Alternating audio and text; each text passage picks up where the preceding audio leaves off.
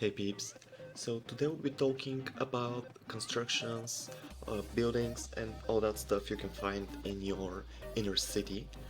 Um, so when you register in the game and start playing, you will receive those so-called story quests that I can't show you right now because I completed them, but you will also see them here on the right. Those quests guide you on how to progress your city, and to be honest, they're quite well made, especially for getting your castle to level 25. That's the first important step, in my opinion, when it comes to your city development, because a castle 25 gives you a bigger army size, it gives you more deployments, more defense commanders, and more help limit clicks. Those are the alliance helps whenever you start a research or a construction. You have a help button that you can request your alliance mates to help you out and reduce the time on the project. Uh, so getting your castle to level 25 would also mean that you have a lot of your other buildings to level 24, because those are the requirements to even start the 25 upgrade. Uh, so let's say that you got your castle to 25. What's next? Uh, Next, you would want to focus on your inner city buildings to get them all to level 25, because let's say for the Master Tower, the jump in the bonus from 24 to 25 is huge. It's from 17 to 30%. And it's not just the Master Tower, it's all of them. Let's say the Bannerman Hall. It's you get 500,000 more rally rally size, and you also get an additional effect of 10% army attack when rallying. It's it's a huge deal to get your buildings to 25, and you get a lot of benefits from that. So once you get your inner city maxed, then you would want to focus on your outer city with your resource buildings, your utility buildings like the hospitals and mints. For the resource buildings, it's up to you, whatever you want them to be. In my case, I have them all about even, but if you need more wood, you would want to build more lumber yards, and it's up to personal preference, really.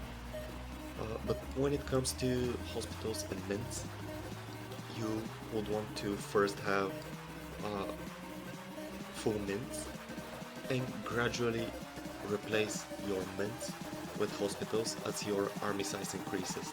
And the idea behind that is that you don't need to have full hospitals uh, maxed out, because you don't have the army to fill that hospital with. It's just pointless to have them sitting there. It's better to have the gold generation, to have that training speed. Uh, it's it's just better to have mints in the beginning of the game.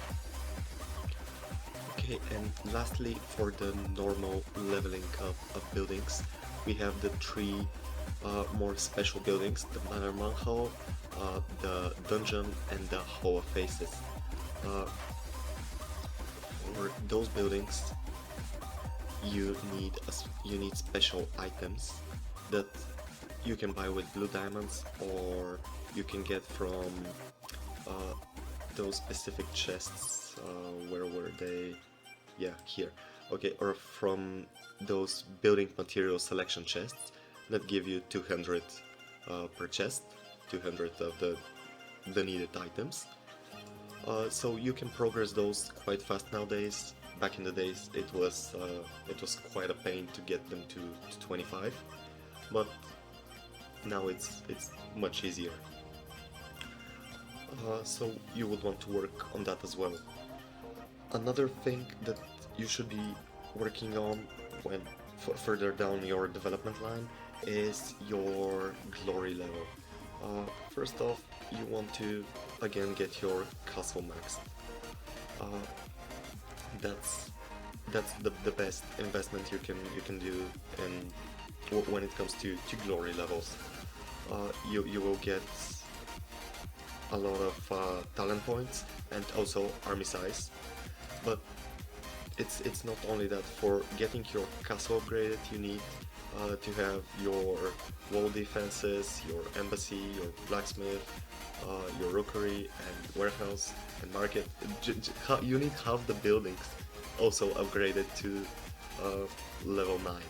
So you get a lot of bonuses from the glory levels, but at the same time you get your castle to level 10. So one, once you get your castle to 25, you shouldn't be rushing your glory levels. You get a lot, I mean a lot of those honor banners just from playing the game, from free events. There's also one of those wheels that gives you honor banners. I think that the best reward was 15 on that wheel, and it's not hard to hit it actually.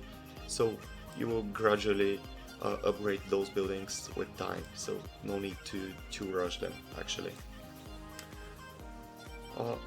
Okay, and finally we have one building that we haven't talked about. It's the bank. So when it comes to the bank, a lot of people are not sure how to proceed with it. In my opinion, you should first get your bank to around level 4, level 5, because it's cheap to get it there, and do only 30-day investments.